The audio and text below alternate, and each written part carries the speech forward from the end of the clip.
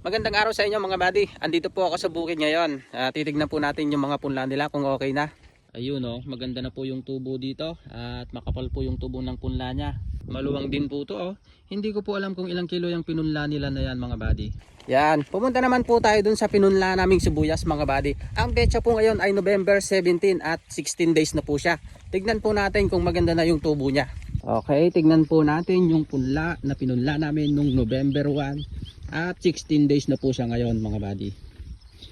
Ayun oh, nakita nyo naman mga buddy. Gumaganda na po yung itsura niya. At medyo kumakapal na rin po yung damo niya. Kailangan na po siyang damuhan.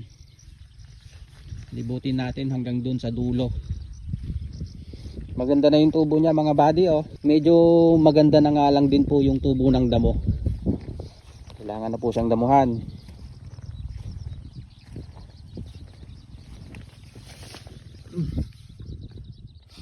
Ayun oh.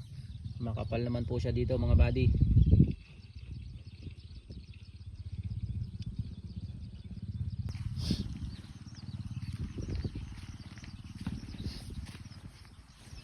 Ayun, meron pa siyang medyo nabubungkal-bungkal dito. Siguro po ay merong ano dito, ararawan. Nabungkal-bungkal po. Ay, nabunot na yung iba. Ayun oh, nakita nyo naman mga buddy oh, maganda na po yung tubo niya.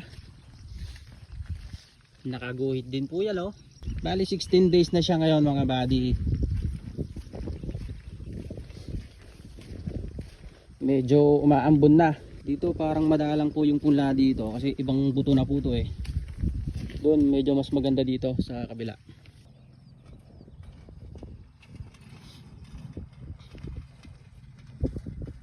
Yan, okay na yung tubo niya mga buddy. At sana naman po ay hindi po masira yung mga punla natin ngayon dahil marami pong nakapunla ngayon. Ngayon pa naman po ang dating ng bagyo dito sa atin sa Nueva Ecija po. Signal number 4 na po tayo dito. Kaya mag-ingat po tayong lahat.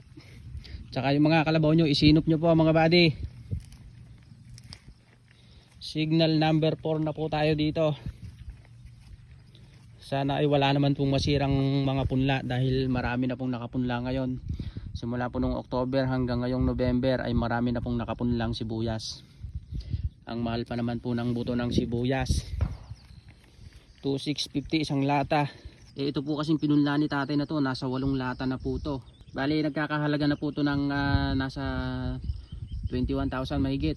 Kaya sana naman po ay wala pong masirang punla dito sa amin sa darating na bagyo. Parating na po yung bagyong Pipito at nagbago po yung kanyang kilos. Kahapon po ay signal number 2 lang po dito sa amin sa Nueva Ecija. Kaninang madaling araw naging signal number 4 na po. At ang talagang tumbok niya po yata ay Northern Aurora. Kaya mag-ingat din po kayong lahat dyan sa Aurora. Mag-ingat po tayong lahat. Okay, at dahil dyan hanggang dito na lang muna mga buddy. Binisita ko lang po itong pinunla naming sibuyas at sana po ay hindi magbago yung kanyang itsura sa darating na bagyong Pipito. Sana naman po ay hindi po siya mapinsala. Magdasal na lang po tayong lahat sa mga nakapunla. Manalig na lang po tayo na hindi po masira yung mga punla natin mga buddy. Bago ako umuwi, syempre titignan ko po muna yung mga kalabaw namin dito kung okay na. Ayun, at ayun naman po yung kalabaw ko, mukhang safe naman po siya doon. Ayun yung kalabaw ko, okay naman po siya at wala naman pong dadaan na tubig dito.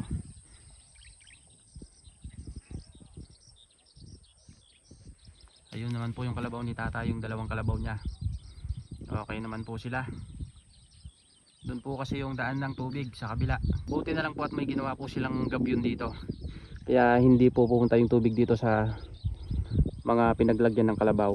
Ito po yung sinasabi kong gabyon mga buddy. At buti na nga lang po ay, at meron silang ginawang gabyon dito. Ayun po yung ilog sa kabila. At dito naman po yung bukid ng tatay ko sa kabila. Kaya naman safe na safe po yung bukid ng tatay ko dyan.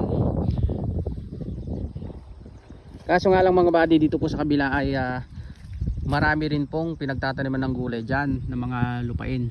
Kaya sana naman po ay hindi naman po sila madaanan ng bagyo at hindi naman po masira yung mga pinagtataniman nila ng gulay dyan. Yan, magdasal na lang po tayong lahat mga buddy at manalig tayo na sana ay huwag naman po masira yung mga pinagtataniman natin at yung mga tanim natin ngayon. Ito namang pinunla nila dito, okay naman na yung tubo niya mga buddy. Nauna lang po siguro pinunla yung amin ng mga ilang araw. Siguro po pinunla to mga November 5 mga ganon mga buddy. Pero ayos naman po yung tubo niya at sana naman po ay hindi po siya masalanta ng bagyo.